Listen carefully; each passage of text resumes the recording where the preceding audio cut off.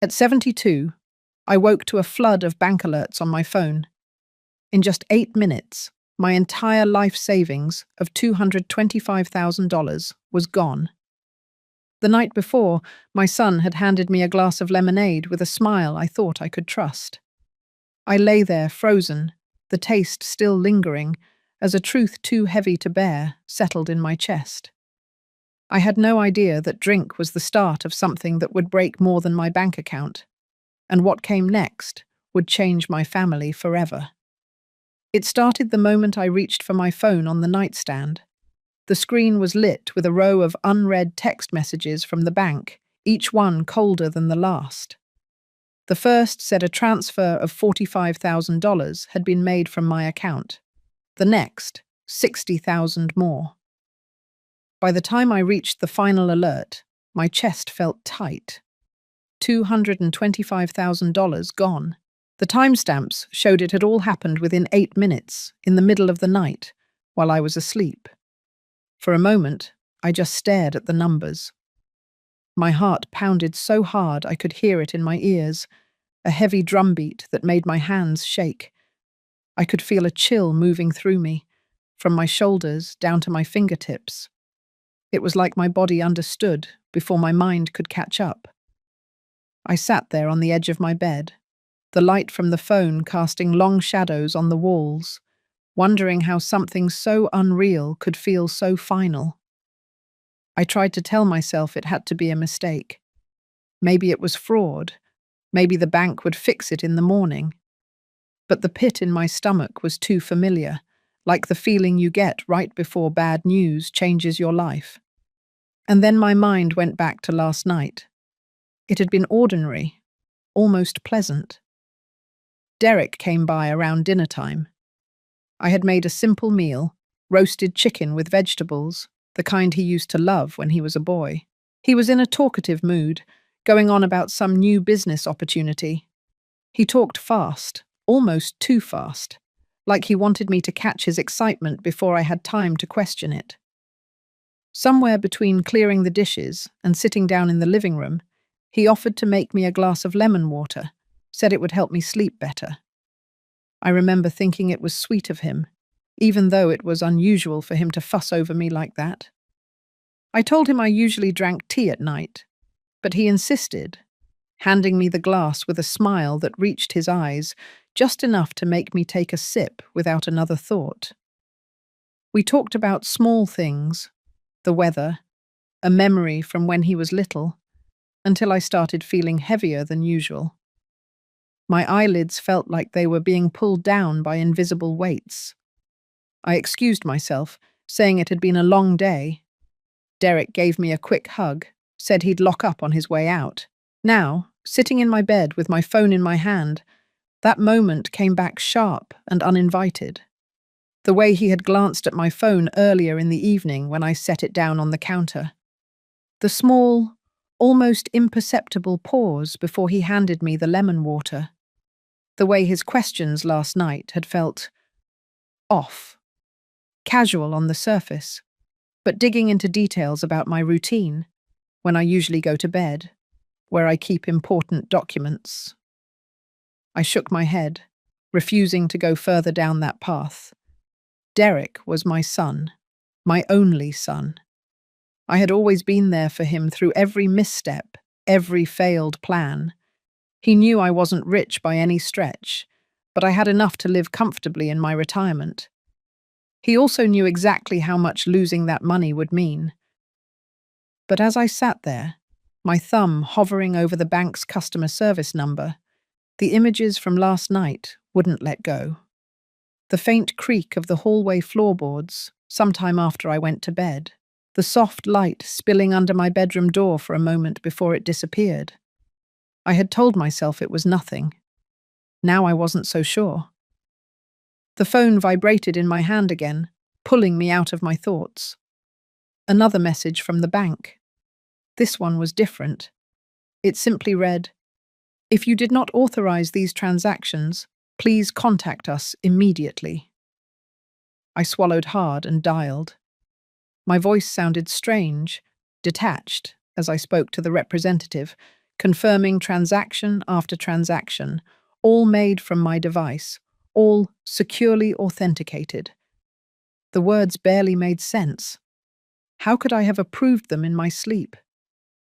When the call ended, I sat in silence, the house around me unnervingly still. Morning light was creeping through the blinds, but it didn't feel like morning. It felt like the day had already taken everything from me before it even began. I didn't know yet how deep this would go. I didn't know what I would uncover in the days to come. But one thought settled in my mind like a stone at the bottom of a well. Whatever had happened last night was not random, and I was going to find out why. Derek arrived just before dusk, the sky still holding onto a pale strip of light over the pines. I had chicken in the oven and vegetables roasting on the lower rack, simple food that does not need fussing. He stepped in with the easy smile I knew from his better days, said he was passing through, said he wanted to catch up. I set another place at the table and felt the old reflex to make a little more of everything, just in case. We ate without ceremony. He praised the seasoning, said the carrots tasted like they came out of a restaurant kitchen, and reached for seconds with a practiced grace that softened his edges. Between bites, he drifted into talk about a new venture. He described a platform his friends were building, a way to move small businesses online with less cost. His voice carried that familiar lift, the promise that this time would be different. I listened with a steady face. I have learned that enthusiasm can be a kind of cover, a bright coat thrown over bare boards. While I rinsed plates, he lingered at the table and scrolled his phone. He told me the market had shifted, that timing was everything, that he finally had the right people around him. He spoke in clean phrases that needed no details. I loaded the dishwasher and nodded. I have spent years giving him room to say what he needed to say before life corrected the story on its own. He stood and began to tidy, carried glasses to the sink, wiped a small water ring from the table as if the gesture proved something. Then he moved to the counter where my phone lay, glanced at it, and slid it a few inches to the side to make space for the cutting board. The movement was ordinary enough to pass without comment, but my eye caught it and filed it away. When the kitchen was clear, he opened the fridge and lifted the pitcher I keep for iced tea. He said I should try something lighter for the evening. He took lemons from a grocery sack he had brought and rolled them under his palm on the counter to release more juice. He added a ribbon of honey and a few mint leaves he crushed between his fingers. The scent rose clean and bright. He said it was good for sleep. I said tea usually did the job, but he was already stirring the glass with a spoon. We carried our drinks to the living room. He chose the armchair near the hallway, the one that looks toward my office door. The television stayed off. We talked about the neighborhood, about a new family that had moved in at the end of the street, about a stray cat I had not seen since winter. He asked if I still turned in early. I said most nights I did. He asked if I kept my phone nearby in case of an emergency. I told him it rested on the nightstand. He nodded as if that were a sensible habit. I asked about his place, whether he had settled after the last move. He said the new apartment felt temporary but useful. He said the building had good internet and plenty of light. He did not describe furniture, friends, or routine. He pivoted back to work, to deadlines that lived just over the next rise. My chest tightened at the rhythm of it, the way his voice rode hope like a borrowed car. The lemonade tasted sweeter than the tea I brew for myself. It left a gentle warmth at the back of my throat and a heaviness in my limbs that felt pleasant at first. Derek noticed me relax and said I should let myself rest a little more, that sleep settles the mind. He kept his own glass mostly full. He spoke then about responsibility, about how he had come to see how much I had carried over the years, about how he wanted to lift some of that weight. The words were kind, and if this were a different decade, I might have let them carry me. He asked where I stored important paperwork these days. I said most of it lived on my computer now. He made a small sound of approval and said that was safer than leaving things around. I felt the first thread of unease move through me. It was faint, like a chill under a door. I folded the blanket over my knees and kept my face calm. When the clock slid past 9, I stood and said I would turn in. He offered to lock up after washing the glasses. His tone was gentle and practical. I thanked him and walked down the hall. At my bedroom door, I paused and looked back. He was at the sink, sleeves pushed up, head bent over the running water. The picture could have belonged to any quiet evening in any steady home. In my room, I placed my phone on the nightstand screen down, the way I always do. I smoothed the quilt and sat on the edge of the bed to breathe. The heaviness in my body deepened. Not unpleasant, but unfamiliar. I told myself it was a long day and that I should be grateful for an early night. From the hallway came a soft floorboard creak, then silence. I lay back and let the dark settle. The house held a calm that felt earned. I thought of how many times I had reset my faith in Derek, how many small beginnings we had named without speaking them aloud. I wanted to believe that this dinner marked one more of those turns. Sleep came in a slow wave.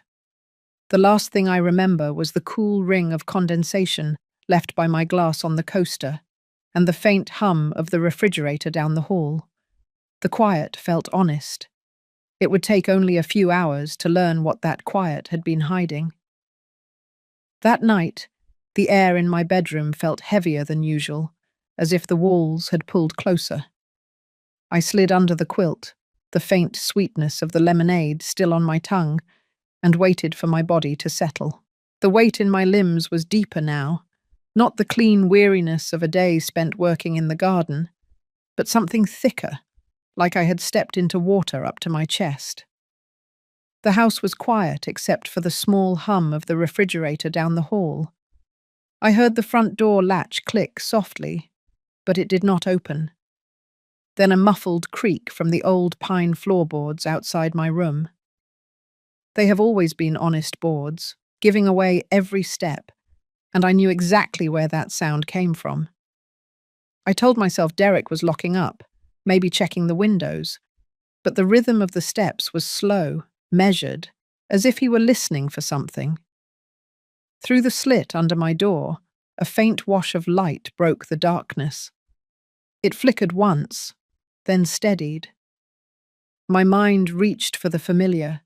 Maybe he had forgotten to turn off the kitchen light, but the angle was wrong. It came from the direction of my office. The glow shifted, dimmed, and I heard a soft scrape, the sound of a chair sliding against the rug. I turned on my side, closed my eyes tight, and focused on the even pull of my breath. Whatever was happening, I told myself it was nothing. My son was under my roof, and I had always believed that meant safety. Yet the image of my office door swinging open in the dark pressed against my thoughts. My bank files, my laptop, my small box with the deeds and the will, it all lived in there. The weight in my body made it hard to move, but I shifted slowly, letting my hand fall over the side of the bed toward my phone on the nightstand. My fingers brushed the cool glass, but I did not lift it. I listened instead. The click of my laptop opening reached me like a thread in the stillness. I imagined the glow of the screen spilling over the desk, the familiar login page waiting. The temptation to sit up, to call out, rose in my throat and lodged there. I thought of all the times Derek had stumbled, and I had steadied him, the years of second chances, the promises he had made over dinner hours earlier. My chest tightened. This was my son, and the mind resists placing certain shadows on the people it loves. Another sound came, softer than the first, a faint tapping that could only be keys. My mind played out what he might be doing, sending an email, checking a balance, moving numbers from one place to another. The thought of it scraped against me like grit in the mouth. A drawer slid open, the one on the left side of the desk. I knew the feel of that wood, the stubborn way it sometimes caught on its track. The sound stopped, then resumed, followed by the whisper of paper against paper. My breath stayed slow, though my pulse thudded in my ears. I pictured the envelope with my latest bank statement, the one I had not yet filed away. The light shifted again, dimmer this time, and I heard the quiet pad of footsteps moving back toward the hall. The floorboard outside my door gave another small groan. For a long moment the steps paused there, and I could feel the weight of someone listening. My grip on the quilt tightened. Then the steps moved away toward the kitchen. There was the sound of a cabinet opening, then the low rush of water into a glass. I tried to think of ordinary explanations. Maybe he was making another drink. Maybe he could not sleep and wanted to read emails. But the unease had rooted itself, heavy and certain, in the pit of my stomach. I lay there until the light under the door disappeared, and the creak of the armchair in the living room signaled he had sat down. A few minutes later, his footsteps went to the guest room. The door closed with a muted click. The house returned to stillness. I stared into the dark, tracing the edges of what I had heard. It could be nothing. It could be everything. My body was too heavy to sort it out now. The lemonade's sweetness had dulled to a faint aftertaste, but the haze it left was still thick around me. I turned on my back and felt the cool air on my face. My mind tried to tuck away the images, the light in the office, the sound of keys, the pause outside my door, but they stayed, like stains that refused to fade. At some point, sleep pulled me under. I dreamed of the garden in winter, the beds covered in frost, the soil locked and silent. A shadow moved among the bare branches, careful not to leave footprints in the snow. When I woke, just before dawn, the dream had already begun to dissolve, but the sense of something taken remained. The guest room door was shut. The hallway was dim with the early light, and the air held the faint scent of lemon and mint. I passed my office without looking in, walked to the kitchen, and filled the kettle. My hands moved through the familiar motions of making tea, but my mind circled back to the night's sounds. They did not belong to a stranger. They belonged to someone who knew exactly where to step, exactly where to look, and exactly how to move without waking me. The unease was still there, deep and quiet, as I carried my tea to the table. I told myself that by evening I would forget the creak of the floorboard, the light under the door, the soft scrape of a chair. But in the marrow of me, I knew those things would not be forgotten. They were waiting, patient and certain, for the morning to show me why they had come. The morning light barely crept through the curtains when my phone began vibrating on the nightstand. At first, I thought it was a single message, maybe from the community garden group or a reminder from my pharmacy. But the vibration didn't stop. One alert after another stacked on the screen, a rapid succession that made my stomach knot before I even picked it up. The first notification was from the bank, a transfer of $75,000 completed at 6:07 a.m.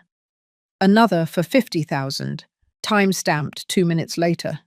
Then one for $25,000, and more after that, each with a new amount. My thumb scrolled down, eyes darting to the time of each transaction. 8 minutes. In just 8 minutes, $225,000 had left my account. I sat frozen, the phone heavy in my hand. My heartbeat thudded in my ears, each beat echoing the numbers on the screen. I read them again, certain my tired eyes were playing tricks. But the digits didn't change. It felt as if the room tilted, the edges of my vision blurring. I gripped the quilt tighter, my skin prickling with cold. The first thought was pure disbelief. I had never authorized anything close to these amounts. My accounts were always secure, my passwords carefully kept in my head or on my locked devices. The idea that such large sums could vanish without my knowledge felt impossible, almost unreal. I swung my legs out of bed and stood, the floorboards cold against my bare feet. My mind reached back to the night before. The water with lemon. Derek's curious glances at my phone. His sudden interest in my habits, where I kept my laptop. The way he lingered when I unlocked my banking app. And then, the faint glow under the office door. The muted sound of typing I had tried to convince myself was nothing. The weight in my chest grew heavier. I tried calling Derek. The first ring went unanswered. The second call went straight to voicemail. I hung up before the beep. It was unlike him to leave this early in the morning, especially without finishing the coffee he always insisted on. The last I saw of him was a folded blanket on the couch and his duffel bag missing from beside it. I turned my focus back to the phone, opening the banking app in full. The screen displayed my balance, now a shadow of what it had been yesterday. Each transaction listed with a green check mark, each marked approved. The bank's note said authorized device. That phrase made my skin crawl. They were telling me these transfers had been confirmed from my own phone or computer, not by a stranger halfway across the world. I walked into the kitchen, set the phone down, and tried to steady my breathing. The kettle hissed on the stove, but the sound barely reached me over the hum in my head. I dialed the bank's customer service line. A calm, polite voice answered, asking for verification details. I recited them automatically, my own voice sounding distant. The representative confirmed what I feared. The transactions had been processed as legitimate, with the correct passwords and device ID. According to their system, there was no breach, which meant someone had physically accessed my devices and entered the information. I didn't say Derek's name out loud, but his face filled my mind. The lemon water, the sudden heaviness in my limbs, the faint smell of his cologne lingering near my desk. When I ended the call, the house felt unbearably quiet. The silence was no longer comforting. It was suffocating. My home, which had always been a place of safety, now felt exposed. Every shadow seemed deeper, every sound sharper. I walked through each room, scanning for something, anything, that might explain what happened. My laptop was exactly where I'd left it, but the lid was closed, the charging cable coiled neatly, as if it had been put back with care. Too much care. I sat at the dining table, my hands clasped so tightly my knuckles ached.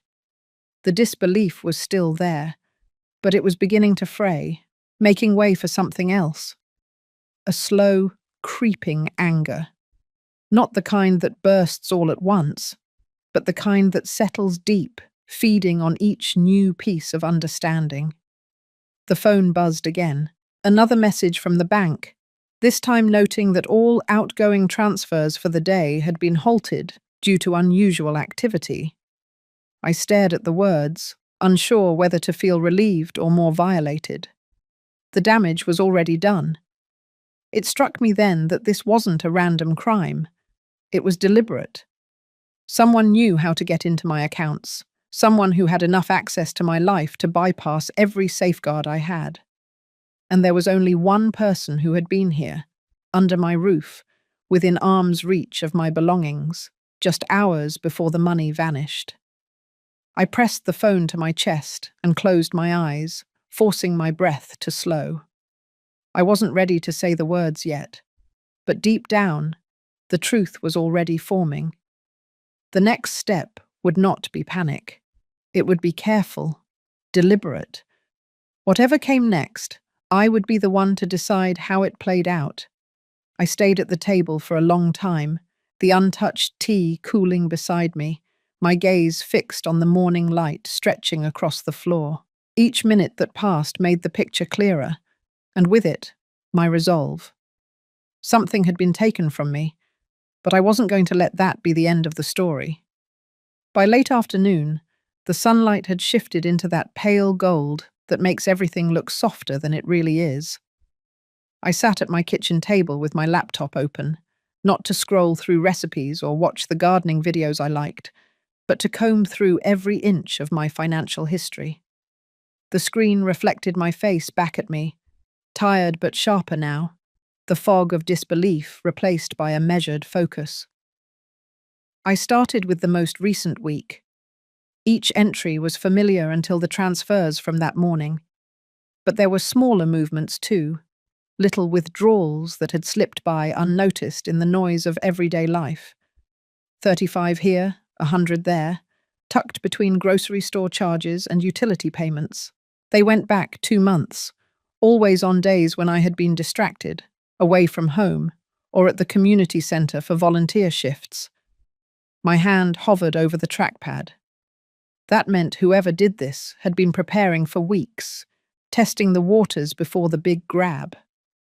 The realization settled in my chest like a stone. I printed the statements, each page warm as it slid from the machine. I laid them out in order, tracing the pattern with a pen. The amounts grew gradually, almost like someone testing the limit of how much they could take before I noticed. It was methodical, not impulsive. Next, I opened my email, searching for any unusual notifications. Buried between store promotions and chats and newsletters was a message from 3 weeks ago, a security alert from my bank about a new device login. I remembered dismissing it, thinking it was my own tablet syncing after an update. But the timestamp matched a night Derek had stayed over, claiming his apartment's heat had gone out. I sat back, exhaling slowly. The air in the house felt heavier with each connection I made. I moved to my desk drawer, retrieving the small notebook where I kept my handwritten records, account numbers, payment due dates, insurance information. It was still there, but a faint smear of lemon-scented oil marked the corner of one page, the same scent I'd noticed in the kitchen the night before. The pieces fit too neatly to be coincidence. I reached for the phone and called my friend Martha. She was one of the few people I trusted completely, a woman who had been in my life for over 30 years, the kind of friend who remembered both my anniversaries and my worst heartbreaks. Her voice came through steady, and I told her only what she needed to hear for now, that something was wrong, and I needed her help going through legal options. She didn't ask for details, just told me she'd be over in an hour. While I waited, I began writing down everything I could remember from the last few days. The way Derek's tone had shifted, his sudden attentiveness, the timing of his visits, and the moments when I'd felt inexplicably tired or disoriented. I noted the missing duffel bag, the bank alerts, and the sequence of transactions. Each detail went onto paper, a timeline forming in front of me. Martha arrived carrying a leather folder and a small box of tea. She placed both on the table, pulling out a legal pad. As I talked, she wrote quickly, her pen scratching across the paper in neat, even lines. When I finished, she looked at me for a long moment, her expression unreadable, then said we would need to speak with her cousin, a retired attorney who had dealt with financial exploitation cases. I felt my pulse steady. This was the first step towards something that resembled control. We called him on speaker. His voice was warm but direct, and he asked Martha to send over copies of my statements, along with any correspondence from the bank. He explained that in cases like this, the challenge was proving intentional misconduct when the transactions appeared authorized. We would need evidence, not just suspicion. That meant securing my devices, running forensic checks, and documenting every interaction from here forward. When the call ended, Martha suggested we lock my accounts entirely until the investigation could begin. We spent the next hour on the phone with the bank, their fraud department walking me through the process. Every new password was written down on a fresh sheet of paper, stored in a sealed envelope Martha would keep for now. The house was dark by the time she left. I walked her to the door, the cool air outside carrying the scent of damp leaves. She promised to call first thing in the morning, after speaking with her cousin again. Back inside, I stood in the living room staring at the closed office door. My laptop and phone were locked away now, the chargers unplugged. The silence in the room was thick, the kind that amplifies every thought. I knew this was far from over. Whoever had done this would not expect me to push back. They would assume my age, my quiet nature, and my trust would keep me from taking real action. But as I gathered the printed statements into a folder, I felt something shift inside me. The fear was still there, but it had a new companion, a quiet, deliberate resolve. If Derek had taken from me, he had underestimated the one thing I had more of than money: time to plan, to prepare, to make sure the next move was mine, and mine alone. By the end of that week, the rhythm of my days had changed completely. The quiet mornings I once spent tending to the roses or reading at the kitchen window were replaced by phone calls, document reviews, and methodical note-taking. The investigation was no longer an abstract plan. It was in motion. Martha stopped by early on Friday, her arms full of manila folders. She had just come from her cousin's office and brought updates. We sat at the kitchen table, the same spot where this had all begun, and she slid the folders toward me. Inside were copies of preliminary reports, transaction logs marked with highlights, bank correspondence, and a list of recommended steps for securing additional evidence. Her cousin's advice was clear. This was the time to gather, not confront. That meant preserving every scrap of proof without alerting the person responsible. The key was to make the trail undeniable before taking action. I started with my own house. I walked from room to room with a small spiral notebook, noting the placement of anything that could be used to access my accounts: old bills, personal letters, tax records. A lockbox that once held property deeds now sat empty, and I wrote that down. Next came the digital side.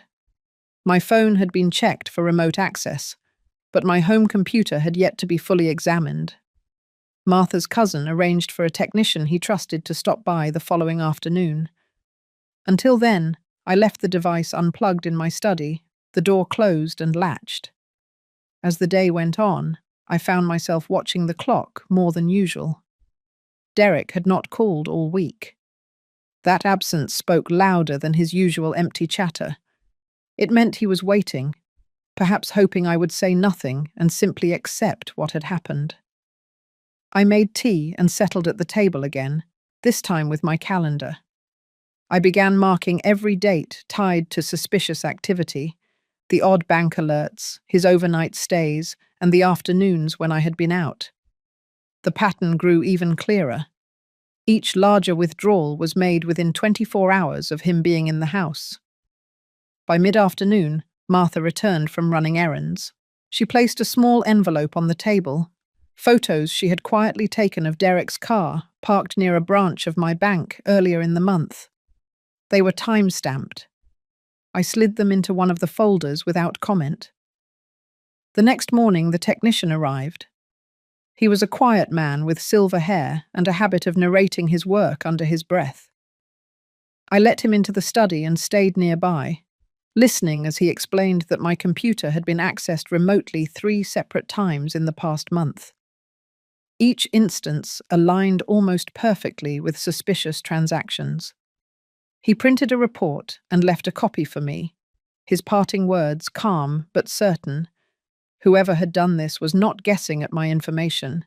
They knew exactly where to look. That night, I sat in the living room with the folder on my lap. I read through every page, the weight of the evidence building until it felt almost solid in my hands. I thought about Derek's expression the last time he had been here, the false warmth, the way his eyes had scanned the room more than they met mine. I thought about the lemon scent on the notebook, the empty lockbox, the precise timing of his visits. This was no longer just a suspicion. It was a map of his choices, each one deliberate. By Sunday, the plan had taken shape. Martha's cousin would draft a formal statement for the bank's fraud division, supported by the evidence we had collected. Once the bank opened a case, the matter would move into legal territory, giving us leverage. We would not confront Derek directly until the process was underway. An unexpected move would strip him of time to cover his tracks. That evening, Martha came by again, and we sat in the fading light of the kitchen. I told her I was ready, not just to protect what was left, but to reclaim the ground I had lost. She nodded, her eyes steady, and said the hardest part would be staying silent while the gears of the process turned. I understood. Silence, in this case, was not surrender. It was strategy. When she left, I locked the front door and walked slowly through the house, checking each window, each latch. The rooms felt different now. Not entirely safe, but not entirely vulnerable either. Somewhere between the two, I had found the space to breathe. I placed the folder of evidence back in its drawer and closed it with care. This was no longer a story about what had been taken from me. It was becoming a story about what I would take back. Monday morning began with a sharp chill in the air, the kind that made every sound feel more defined. I was already awake before the sun came up, the folders of evidence laid out on my dining table in precise order. Every page had been read and reread, until I could almost recall the dates and figures without looking. The plan was no longer just an idea. It was moving toward its first real step. Martha arrived with coffee and a determined look. She had spoken with her cousin late the night before, and the instructions were clear. It was time to submit the packet to the bank's fraud division. Doing it early in the week would give them time to act before Derek had a chance to make any sudden moves. We went over the documents one last time, checking signatures, confirming dates, and making sure nothing in the sequence left room for doubt. By mid-morning, I called the bank manager directly. Her voice was polite, but carried a hint of curiosity when I mentioned the scope of the documents I intended to bring. We agreed on a time that afternoon when her office would be quiet. I hung up and sat still for a moment, the reality of the meeting settling in. Before leaving the house, I checked my phone. No calls from Derek. No messages. That silence had become its own kind of signal. He was keeping his distance, waiting for something, or perhaps assuming I was too fragile to act. That assumption was going to work in my favor.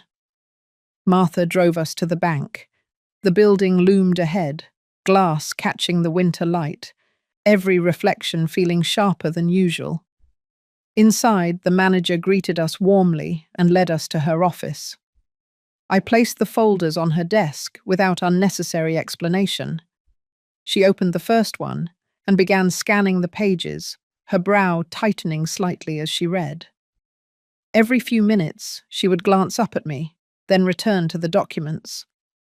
When she reached the photos of Derek's car outside the bank, she set them aside in a separate pile. The technician's report on my computer activity went into another. By the time she finished, the piles on her desk had taken on their own order: evidence, supporting proof, and action items. She leaned back and told me she would personally initiate the investigation that day. It would begin quietly, with internal audits, then escalate to formal action once the fraud division confirmed the findings. Leaving the bank felt different than entering it. The air outside seemed lighter, though the road ahead was still long. We didn't talk much on the drive home. The work now shifted from gathering to waiting, a slower but no less important phase. That evening, I sat in my study with the lamp casting a soft circle of light on the desk. I wrote down the sequence of what had happened that day, not for the bank, not for the lawyer, but for myself. It was a way of marking that the turning point had begun. The next 2 days were uneventful on the surface, but underneath, small changes were happening. The bank's security department called to confirm a few details, their tone professional and careful. They never used Derek's name directly, but I knew they were circling closer. On Wednesday afternoon, Martha stopped by again. She brought a small envelope, another set of photographs. This time, Derek was pictured entering a small office building on the other side of town. According to the date on the photos, it had been taken just the day before. We searched the address online and found it was a private lending office, the kind that dealt with fast cash against personal property. The implication was obvious. If Derek sensed the walls closing in, he might be trying to move quickly, shifting assets before they were frozen. The bank would need to know about this. I made a note to call them first thing in the morning. That night, I walked through the house, pausing at the front window to watch the street. The neighborhood was quiet, but my mind was steady, not restless. Every step I took from here on out had to be deliberate, leaving no trace that could tip my hand. By Thursday morning, the bank's fraud officer called to confirm that certain accounts had been flagged. They asked me to verify that I had not authorized specific transactions. My answer was clear. The officer's voice was calm, but I could hear the undertone of movement. Things were progressing. Later that day, I received a call from Martha's cousin. He told me that with the bank involved, the next stage would be to coordinate with legal channels. If Derek attempted to liquidate or transfer anything further, it could trigger an automatic freeze. The key was to stay quiet until the right moment to act publicly. When I hung up, I sat for a long time in the kitchen, hands wrapped around a cup of tea gone cold. It struck me that the most powerful moments in this process weren't loud confrontations. They were the steady, precise steps that no one could see. Derek likely believed I was still in the dark. That belief would make the final move all the more decisive. As the day ended, I placed the latest set of photographs into the main evidence folder. The drawer clicked shut with the same quiet finality I had felt at the bank. This was no longer just about protecting what I had. It was about showing, when the time came, that every inch of ground I stood on had been fought for, and that I was not done yet. By Friday morning, the pattern of the week had shifted. What began as a quiet gathering of evidence was now edging into a more tactical phase. I woke early, went over my notes, and laid out the newest documents on the table. The photographs from Martha's cousin, the bank's recent transaction reports, and the printout of flagged accounts formed a clear timeline. Each piece fit neatly into the larger structure, and I could see how close we were to making it airtight. Around mid-morning, the phone rang. It was the bank's fraud division. They had cross-referenced my documents with their internal records and confirmed multiple unauthorized activities tied to Derek. The woman on the line said they were preparing to freeze the most active accounts before the weekend to prevent further movement. Her voice carried that same careful professionalism, but I could tell the decision had already been made. I thanked her, hung up, and sat back in my chair. The freeze would change everything. Derek would feel the impact immediately, though he would have no idea where it originated. The thought brought a quiet steadiness, not satisfaction exactly, but a sense that the ground was finally leveling beneath my feet. Martha arrived shortly after noon. She placed a manila envelope on the table without a word and poured herself coffee. Inside were copies of 2 signed contracts Derek had taken to that private lending office earlier in the week. The dates were recent, and the collateral listed was substantial, items I knew had been in the house for years. Furniture, jewelry, and even one of the vehicles. The contracts were proof that he was trying to convert anything he could into quick cash. We called the bank again and relayed the new information. The fraud officer asked if I could deliver the originals directly to them for verification, which I agreed to do. It meant another trip downtown, but the timing felt critical. I didn't want a single opportunity for Derek to slip through the tightening net. The ride to the bank was quiet. Both of us focused on the weight of what we carried. Inside, the officer met us at a side entrance and led us to a conference room. I placed the contracts on the table, along with the photographs and the sequence of events leading to their discovery. She flipped through them carefully, making notes in the margins. When she looked up, she said they would likely coordinate with law enforcement before the week was over. Walking out of that meeting, I felt the faintest shift in the air, as if the balance of control had moved slightly in my favor. We didn't speak much on the drive back, but I noticed Martha's grip on the steering wheel relax just a little. Later that afternoon, I received an unexpected call from my lawyer. He had been in touch with a contact who specialized in asset protection during fraud investigations. If I was willing, they could begin drafting legal measures to ensure certain properties remained out of Derek's reach entirely. The idea wasn't just to protect what was mine, but to prevent him from leveraging anything connected to my name in the future. By evening, I had signed the initial paperwork.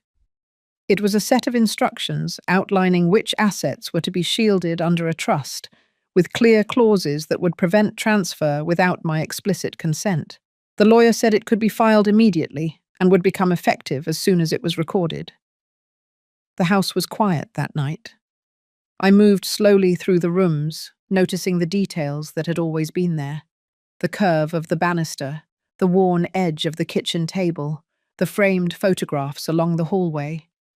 These were pieces of a life built over decades, and the idea of someone trying to strip them away in a matter of weeks had once felt unbearable.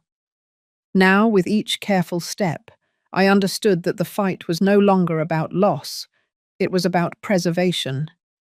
Saturday morning brought a short email from the bank. The freeze had been executed late the night before.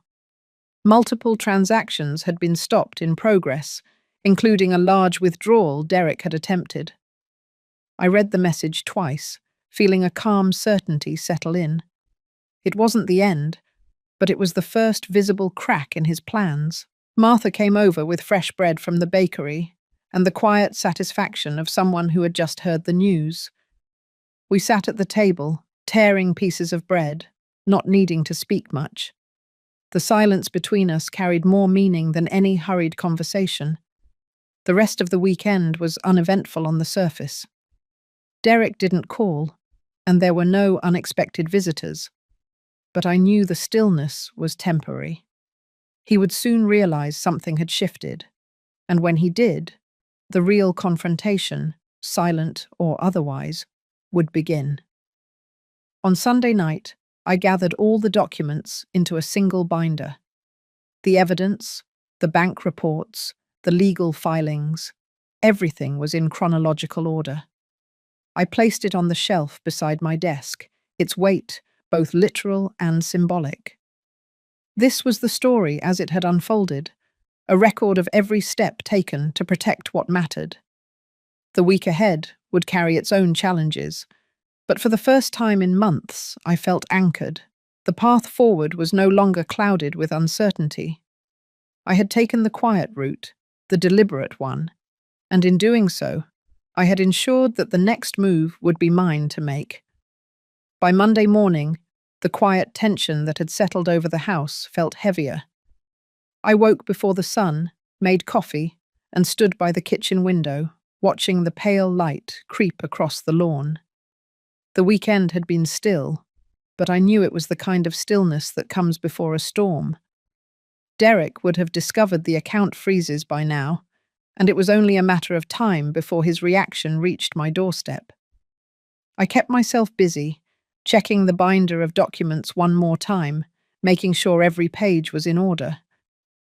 Martha called to let me know she had spoken with the bank again. The fraud team had flagged additional transfers Derek had attempted.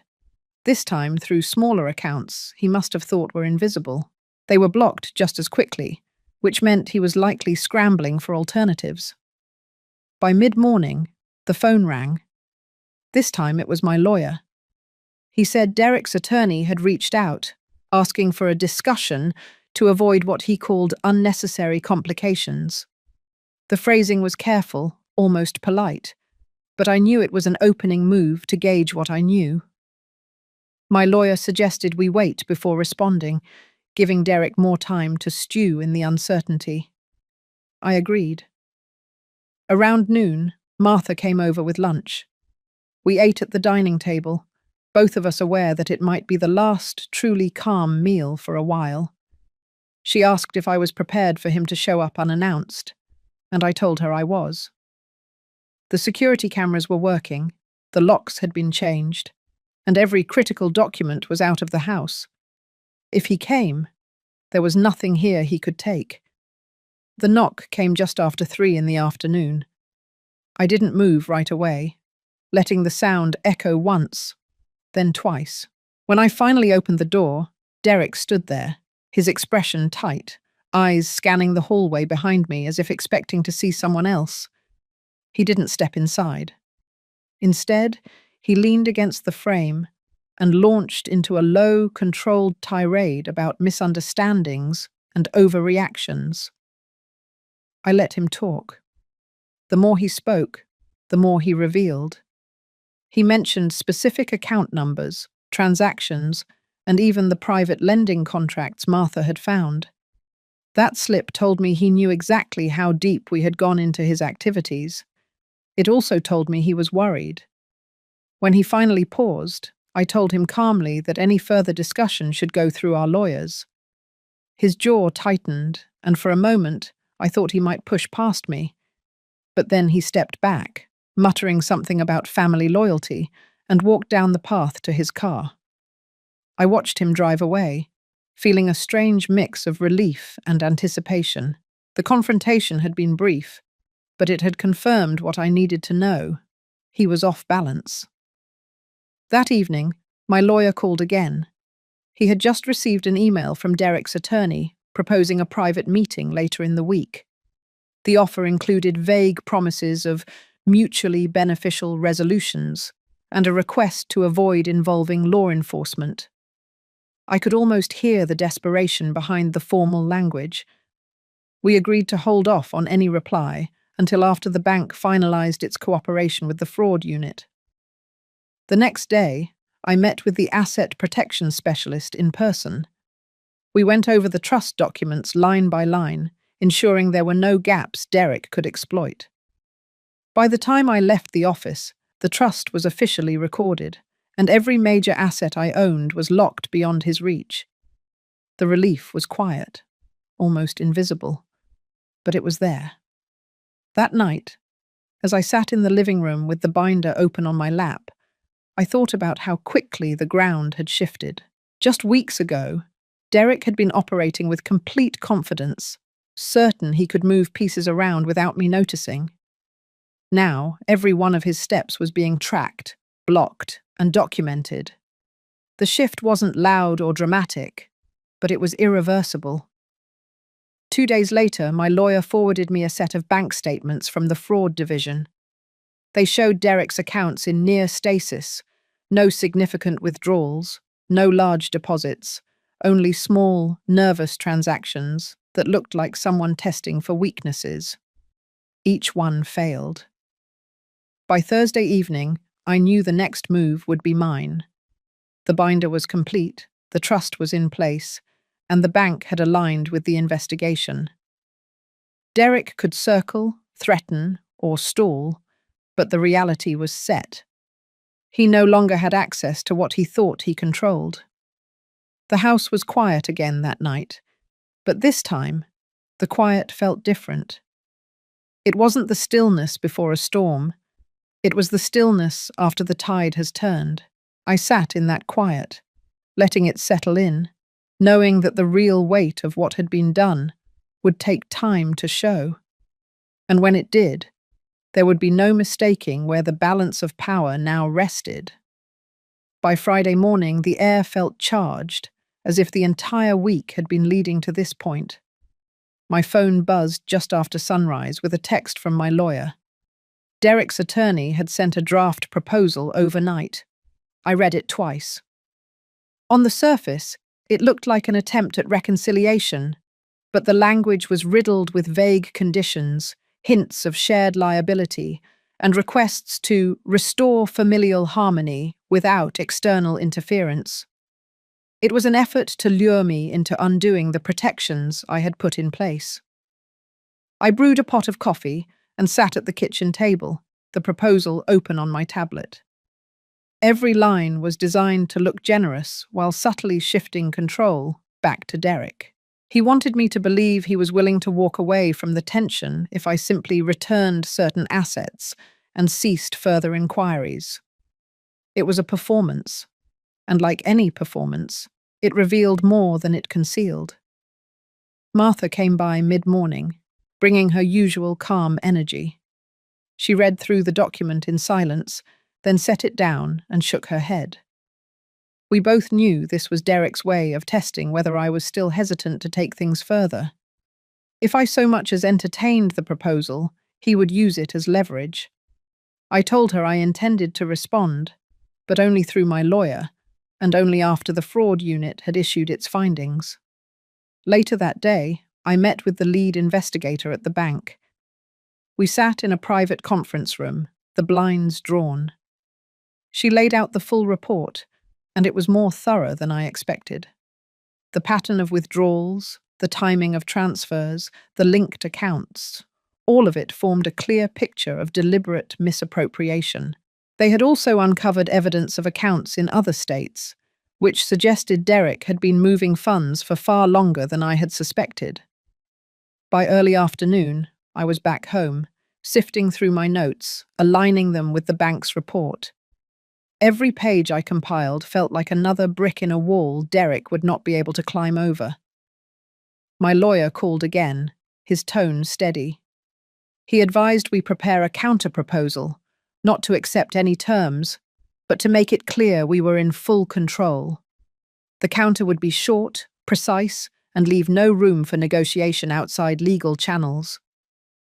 That evening, as I sat in the living room, I noticed how my thinking had shifted. This was no longer about reacting to Derek's moves. The dynamic had flipped. He was chasing, I was setting the pace. Even his attempts at intimidation, short, clipped messages sent through his attorney, were losing their edge. The more he reached, the more obvious his position became. Saturday was spent in quiet preparation. Martha and I went through the trust documents again, confirming each clause that made the assets untouchable. I placed the final, notarized copies in the safety deposit box. The act felt symbolic, as though I was locking away not just my property, but also the years of silent tolerance I had allowed him. By Sunday afternoon, I received a brief update from the investigator. The bank had formally frozen all accounts linked to Derek pending legal review. This meant he could not access any of the funds in question without clearance, and clearance was not coming.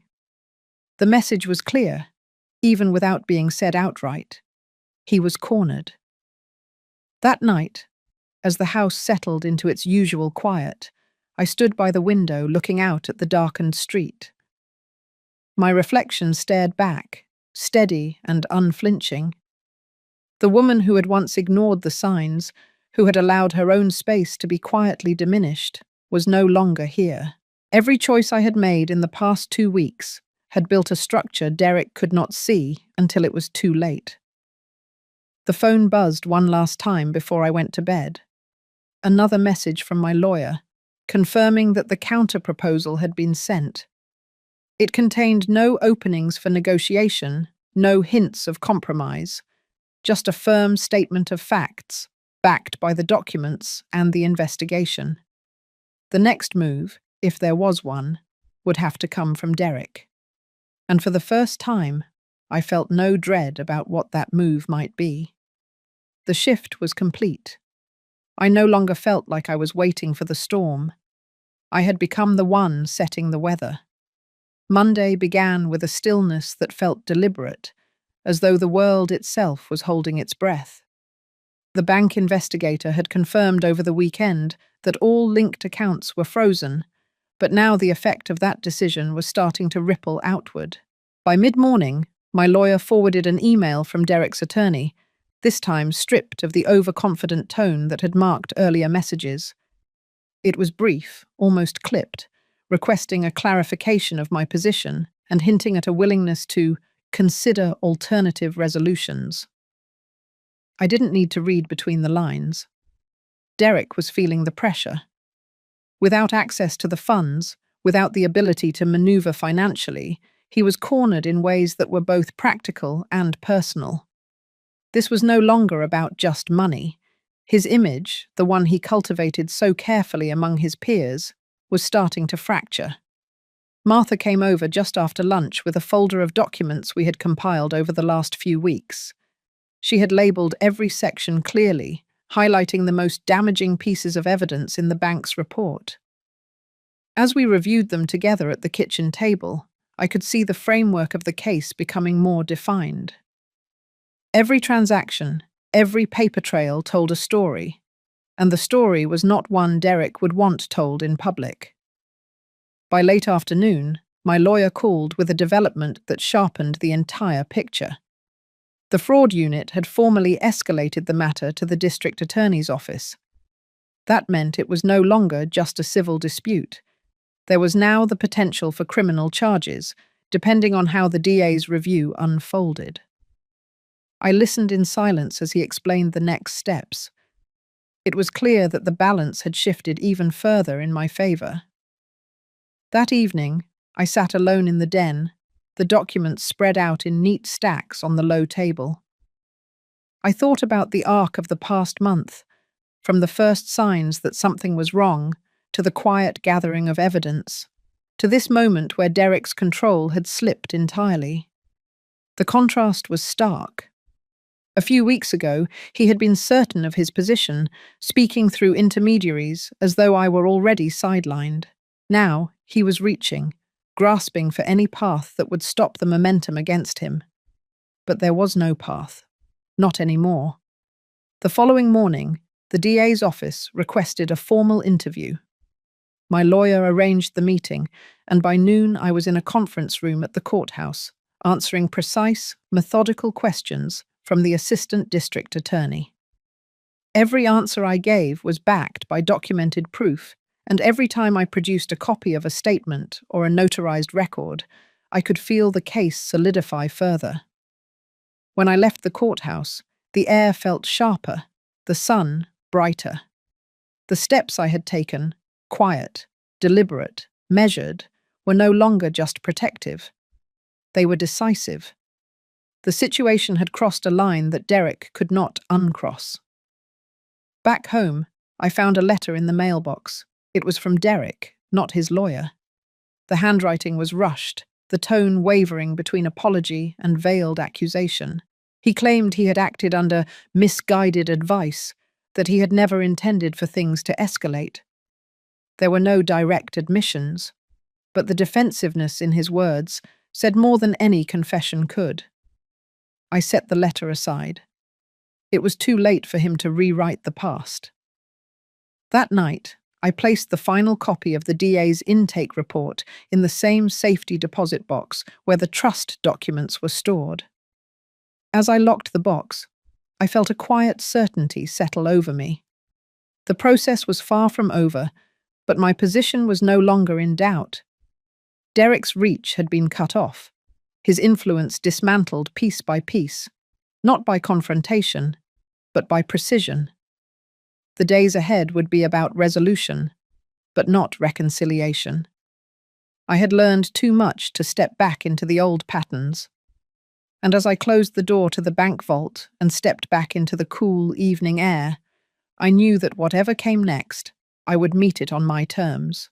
The final meeting at the courthouse came on a clear morning, the kind where the light falls evenly, without glare or shadow.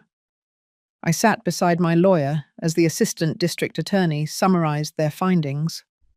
Derek's actions, combined with the paper trail we had built, had left little room for dispute. The settlement terms were straightforward, final, and binding.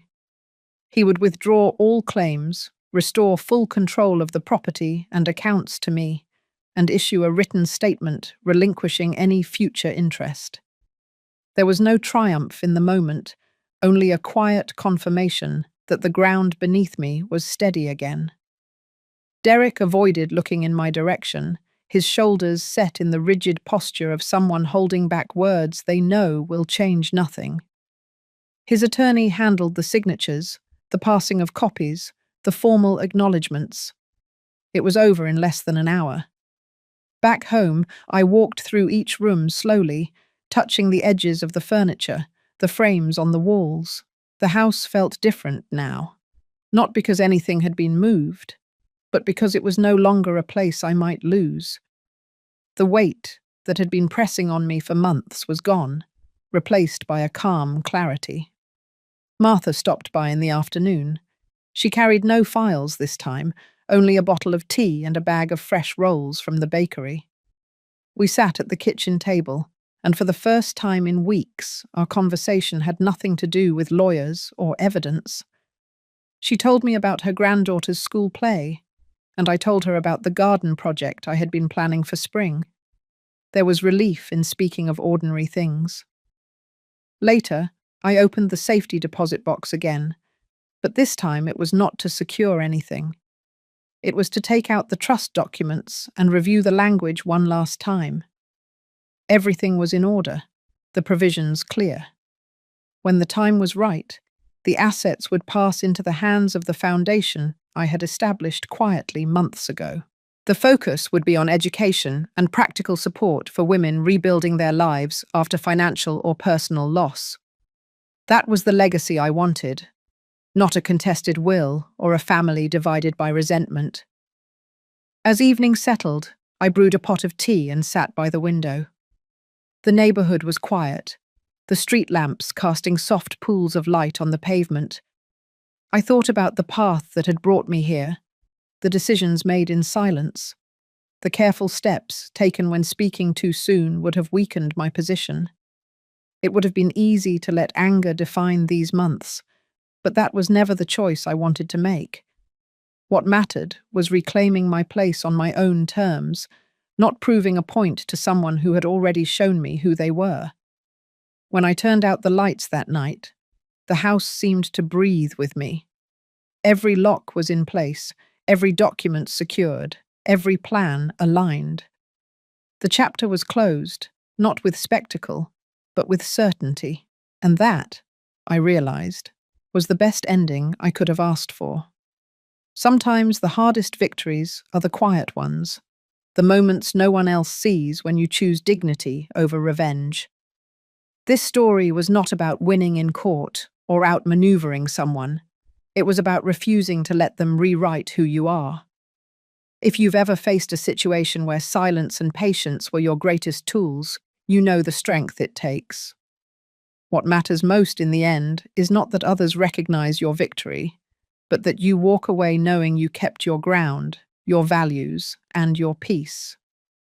Would you have chosen the same path?